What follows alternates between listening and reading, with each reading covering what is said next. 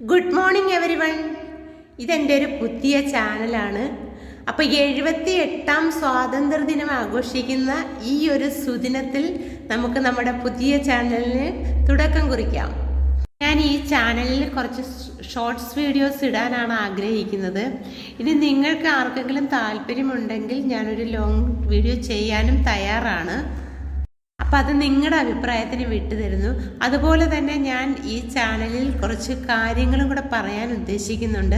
അത് വഴിയെ ഞാൻ എന്താണെന്ന് പറയാം.